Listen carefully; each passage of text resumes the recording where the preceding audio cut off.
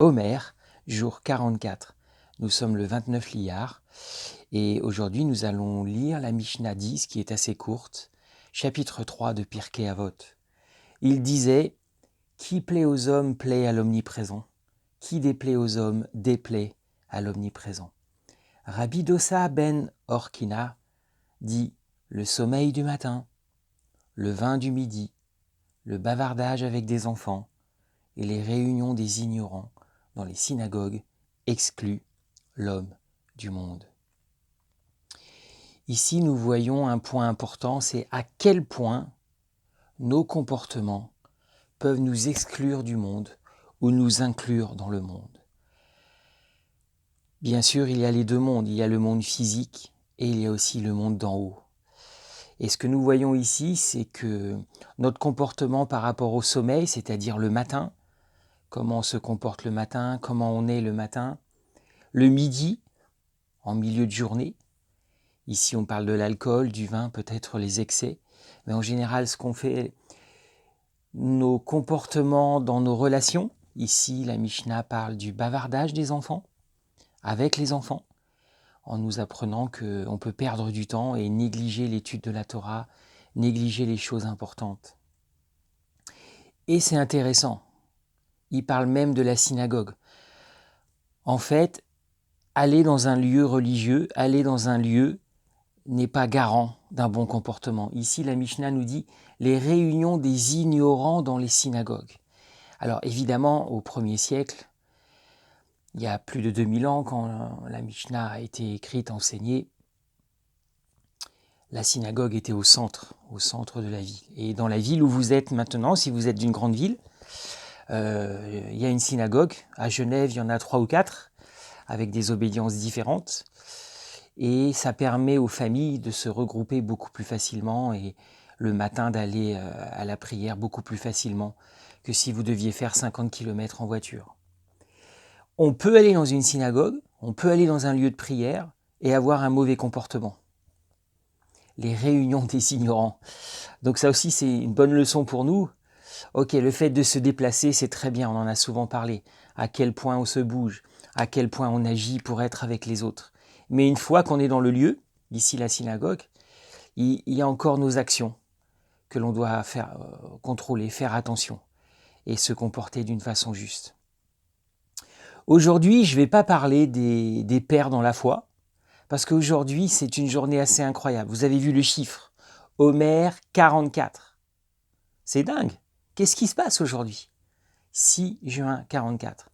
Partout, dans tous les médias occidentaux, on va parler de cette journée et on va parler de ces lieux dans le Calvados et en Normandie. Le D-Day, le jour J, on pourrait faire toutes les lettres de l'alphabet. Le débarquement, vous allez en entendre parler matin, midi et soir dans tous les médias.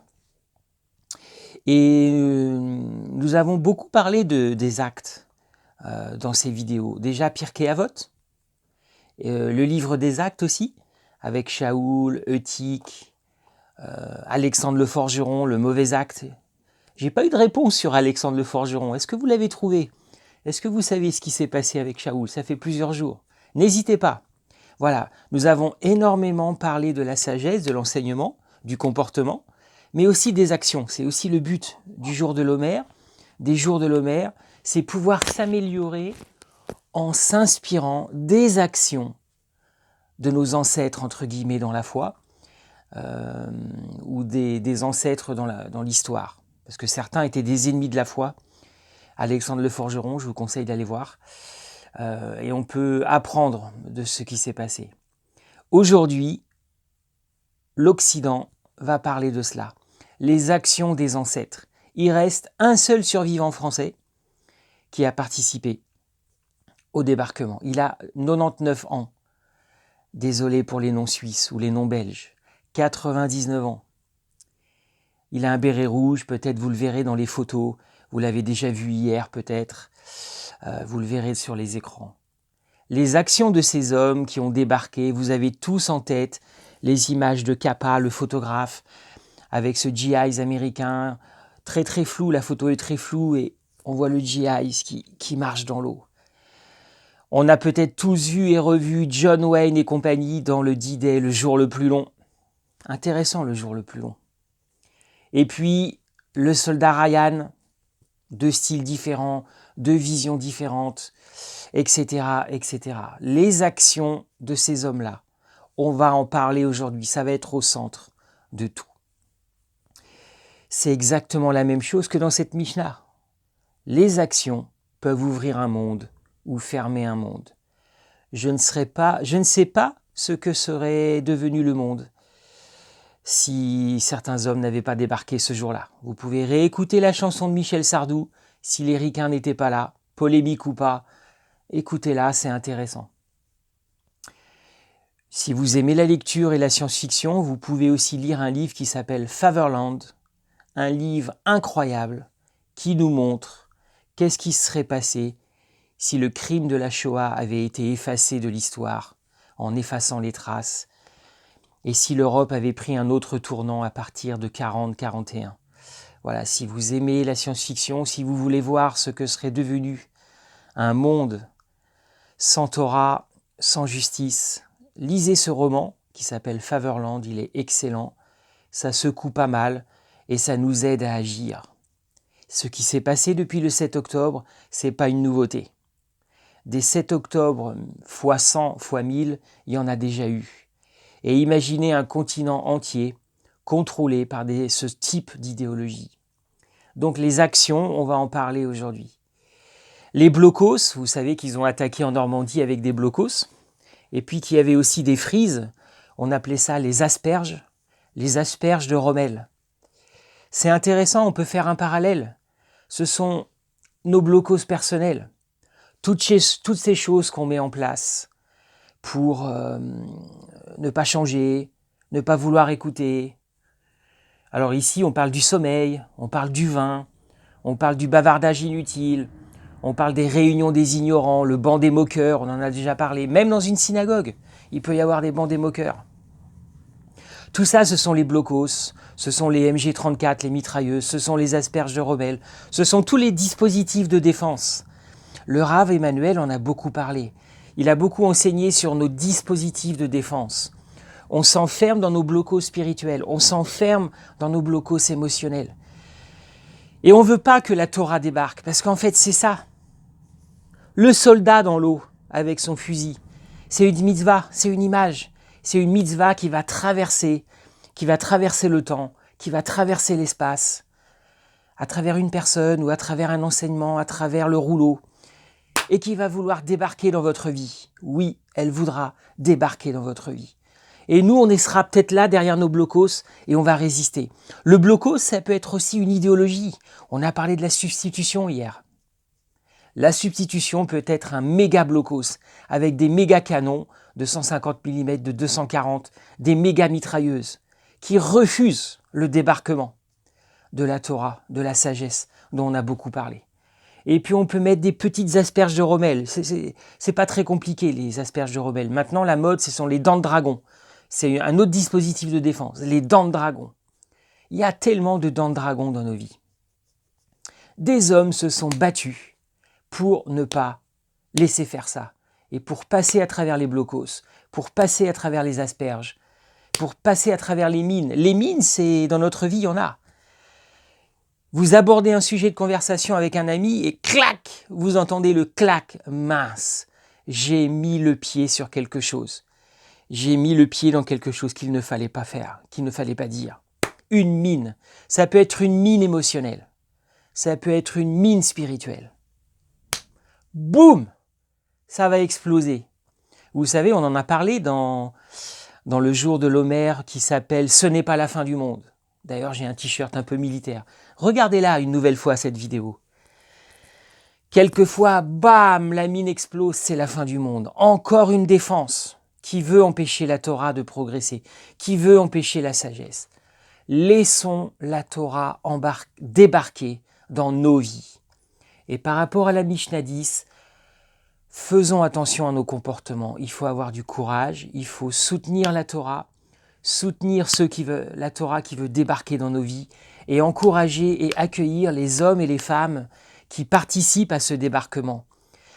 Parce qu'il il y a aussi les hommes et les femmes qui conduisaient les barges. Il y a les hommes et les femmes qui ont fait le repérage la veille. Il y a même des gens qui ont sauté la veille, le 5, dans la campagne, en avant. Donc il y a aussi beaucoup de choses qui se passent. Quelquefois, avant que la Torah débarque dans nos vies, il y a un travail de préparation. Par des amis, ça peut être votre conjoint, ça peut être votre rabbi, ça peut être quelqu'un au travail. L'Éternel qui utilise des circonstances, qui utilise des choses, même bonnes ou mauvaises, peu importe. L'Éternel fait aussi un travail de préparation. Et puis un jour, la Torah débarque dans vos vies. Débarquons, mettons les pieds sur la plage et progressons.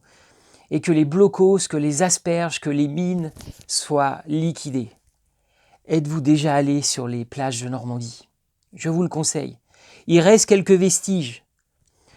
Un ou deux blocos allemands, un char Sherman, des choses comme ça. Mais vous pouvez marcher librement sur la plage. Il n'y a plus d'asperges. Les blocos ne sont pas mortels. Il n'y a plus de mines. Les mitrailleuses se sont tues. Elles sont rangées dans des musées. Toutes les choses qui attaquent la Torah, elles finiront dans des musées. Déjà, ça a commencé. Vous savez qu'il y a des mouvements religieux qui s'effondrent. Il y a de plus en plus de gens qui vont vers Israël, qui vont vers la Torah, qui se posent la question. La théologie de la substitution est remise en question. C'est triste à dire, mais quelquefois le milieu catholique fait plus de pas vers Israël que le milieu protestant. Malheureusement. Voilà. Mais les blocos disparaissent. Et petit à petit, les résistances tombent. On reconnaît le rôle d'Israël. Alors oui, il y a eu le 7 octobre, comme s'il y avait une pluie de mines qui était tombée en une journée. C'est un moment difficile. Pour moi, le 7 octobre, c'est un peu comme Omaha Beach. 1000 morts, des milliers de blessés. Ça a été terrible. On appelle ça Omaha la sanglante. Vous pourrez chercher. Il y a eu des moments difficiles. Et depuis le 7 octobre, c'est vrai, pour Israël, pour nous, pour nos amis d'Israël, juifs nés en Israël ou non nés en Israël, c'est vraiment dur. Moi, j'ai des connaissances proches de moi, dans mon travail. Une femme d'Israël qui m'a dit « J'en ai marre, je suis fatiguée. » On parlait des incendies. Elle en avait marre, elle était fatiguée émotionnellement, épuisée émotionnellement. C'est dur à vivre. Elle vit son Omaha. Et on discutait et je lui disais « T'inquiète pas, imagine en 1940, la détresse en Pologne. » Je suis d'origine polonaise un peu, 50%. Et quand vous regardez 10 ans après le miracle, il y a toujours la lumière. Alors oui, il y a les prophéties, ok, on ne parle pas de ça, on est dans autre chose. Je ne sais pas si le Mashiach va revenir très très rapidement ou pas. Mais en tout cas, il faut toujours garder l'espoir. On débarque, on progresse, on arrive au pied du blocos et on peut le neutraliser. La Torah nous donne les moyens de neutraliser. Faisons attention à nos comportements. Si on plaît aux hommes, si on décide de rester tranquille dans notre bateau en Angleterre, bien loin des blocos, on ne va pas plaire à l'Éternel. Si on décide, ok, moi je monte dans le bateau, relisez le passage de Marc sur la barque, Yeshua dans la barque, sur la barque. Crucial ce passage, ça, on pourra en reparler. Lisez-le, envoyez-moi dans vos commentaires et faites le lien avec Juin 44 et avec cette Mishnah. Si vous décidez de monter dans le bateau, de traverser l'océan et de mettre le pied sur la plage et d'affronter les asperges et les blocos, vous allez plaire à l'omniprésent. Parce que oui, il y a des hommes qui vont vous critiquer. Il y a des hommes qui vont critiquer Israël, qui vont cracher sur Israël, qui vont cracher sur votre foi, dire des horreurs. C'est pas grave, ce qui plaît, c'est l'Éternel. Et je continue de marcher. Quelquefois, il peut y avoir des sables mouvants. On peut s'enfoncer dans le sable. Peut-être c'est là où nous en sommes maintenant. On continue, on s'accroche, on demande l'aide des autres. Voilà, donc je vous souhaite une bonne journée. Aujourd'hui, c'est une journée dans le monde de commémoration du débarquement, de ce combat pour la liberté. Pour nous, spirituellement, on pourrait appeler ça la T-Day, la journée de la Torah. Une journée comme d'habitude dans nos vies. Le combat continue, on continue de marcher, on continue de débarquer. Bon débarquement à tous les amis et à toutes les amies de Beth Shoresh. À demain les amis.